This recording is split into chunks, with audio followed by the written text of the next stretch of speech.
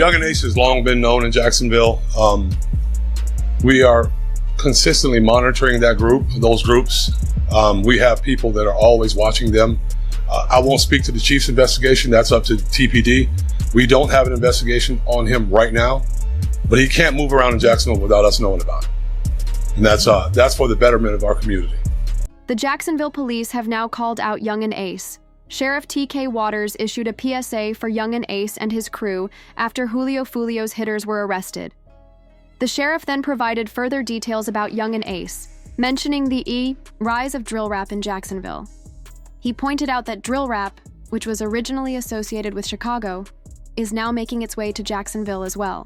The sheriff also mentioned that some rap artists can no longer live in Jacksonville due to the growing tensions. Additionally, he referred to a song by Vanessa Carlton called 1,000 Miles, which is very popular. The drill rap artist sampled 1,000 Miles and created a rap that referenced people from Jacksonville, including some by name. The sheriff explained that while drill rap may seem pointless, its impact is deep, as it talks about real people living in Jacksonville, people who have parents, siblings, and families who feel the effects of what's going on. Many people treat it as a joke, not realizing the real-life consequences. The police had been tracking Yungeen Ace in Jacksonville for quite some time.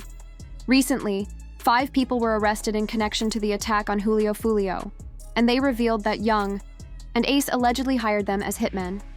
Alicia, Isaiah, Sean, Rashad, and Davon stated that Young and Ace paid them to target Julio Foolio. As a result, the police canceled Young and Ace's concerts to limit his business income, in case he needed legal representation in the future. Jacksonville police and I don't know how they be doing it, but they always call around and cancel my shows. What's up with y'all? What's going on? Why y'all want to cancel my show? I don't even live there in Jacksonville. Why y'all want to cancel my? Why y'all trying to my money? Yeah, man, y'all trying to my life. Cause y'all worry about what I got going on. I ain't with y'all. Y'all canceled all my shows, but I just had a show in Temple. Y'all got my show canceled in Temple. I had a show in Virginia. I called, got my show canceled up. I had a show in Gainesville. Y'all canceled my show in Gainesville before. Daytona. You feel me?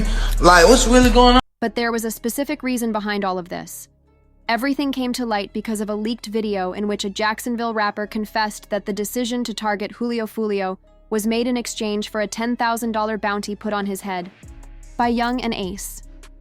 The rapper said, "I swear on my life, on my friends, I'm the one who hit Julio Foolio on his birthday celebration day. I don't want to show my face or give my identity, but whatever happened, it was my doing. There was money on his head, and I roll with Ace and his crew. I'm in Jacksonville a lot, and if you know, you know. Yeah, I did it. Ace put $10,000 on his head and told me to go handle it. He was tired of Julio running his mouth, so I did. What had to be done? It had to be done. You get what I'm saying? I just handled my business. It is what it is." The rapper ended his confession. This confession went viral so quickly that Fio's goons started threatening to retaliate against Young and Ace. A tweet read, "The streets are saying Fio's goons finally caught Young and Ace lacking. This Jacksonville beef is just getting started." DJ Academics had already anticipated this and warned Young and Ace that he was now the next target, whether it was by his ops or the police. Whack 100 also recently spoke about it, saying, "Young and Ace, you're next." When asked why he was saying this, Whack responded, "I'm not saying it's your future, but you have to understand, when there's a high-profile target, everyone focuses on that. Now that Fio is out of the way, naturally, the next target is you. Are you wishing this on me, bro? I've lived my life so no one can come after me. I won't let anyone get to me," Young and Ace replied. When the case of Julio Foolio came to an end, Young and Ace began to wonder if this meant everything was over. "It was never a situation," he said. Young and Ace then decided he wanted a fresh start, wanting to leave Jacksonville and cut ties with his gang. He tweeted, "ATK is no more, that stuff is done." He also shared an Instagram video showing him running away from the gang issues in Jacksonville. Say no more ATK, it ain't no more. What you talking about? Niggas don't do shit, tripping. Everybody always got shit to say. These niggas. When the time for the Lord to be paid, where the niggas be at? Got all this shit to say. Where the niggas be at though? Where the niggas need to get buried? When the time to spend that money, where the niggas be? They always got shit to say, but don't be on shit, man. They don't get no feet wet or nothing, man. These niggas be talking, man. What's wrong with these niggas, man? Talking about uncomfortable. Don't talk like me. Don't get the man. When I say no more, it's K ain't no more. After posting that on Instagram, Yungeen Ace's ops flooded his DMs with an old video of him in the hospital. In the video, he was seen recovering from an incident where he almost lost his life after being ambushed by several men while leaving a restaurant. They taunted him, warning that this could happen again. In the video, Yungeen Ace can be heard struggling, saying, "RJ, I'm trying to open the door, I'm trying to push it, like I got you. Grab a shirt, I can't move." His ops made it clear that they wanted him gone, while the police were still after him for his involvement in the ongoing situation. After several crimes in Jacksonville, the police announced that Yungeen Ace's time had come. An official document stated, Julio Foolio, born on June 21, 1998, was ambushed by rival street members, possibly working on the orders of ATK rapper Yungeen Ace on Sunday morning in Tampa. Julio Foolio's birthday weekend celebration was ruined because of social media. Julio and his crew had rented an Airbnb. When they arrived, Julio posted on Instagram. Story: Pool party will start today around 5:30 or 6 Audurags. If you already have the address, pull up. If you don't have the address, DM now. Pool party starting. At 5:30, DM for address. FIO booking ESPN mentioned, giving the address right there. We just got to Tampa, Florida, so add the address. We're pushing up at 5:30. Everything will be set. The party will start at 5:30 or 6. After spending only 2 hours at the Airbnb, Julio shared the party scene on his Instagram, where he was with drinks and several women, one of whom was connected to the same goons who would later ambush him that night. This was his first big mistake, showing every move to his millions of followers, including his ops. An hour later, the police arrived and called the landlord, telling Julio and his crew to leave the house. Julio then posted about his next move on Instagram, sharing a poster for a club and telling his millions of followers where he was going, revealing the exact address, as if trying to break a record for giving away the most location drops in one weekend. Jacksonville police and I don't know how they be doing it, but they always call around and cancel my shows. What's up with y'all? What's going on? Why y'all want to cancel my show? I don't even live there in Jacksonville. Why y'all want to cancel my show? Why y'all trying to my money? Yeah, man, y'all trying to my life. Cause y'all worry about what I got going on. I ain't with y'all. Y'all canceled all my shows, but I just had a show in Tampa. Y'all got my show canceled in Tampa. I had a show in Virginia. I called, got my show canceled up. I had a show in Gainesville. Y'all canceled my show in Gainesville before. Daytona. You feel me? Like, what's really going on? After reaching the club, Julio again posted on Instagram, revealing his exact location, saying, "We've deepened it up for the birthday. Everybody knows. You understand? We deepened it up. 20 people. We're lit everywhere," Julio wrote in his Instagram post. This gave the ops plenty of time to make their plan and scope out the scene, where FIO was about to take action. The 23rd was an important date for them, but we'll get into that later. After FIO and his crew left the club, they gathered in the parking lot to let their manager decide where to stay. They scoped out the nearby Holiday Inn across the street.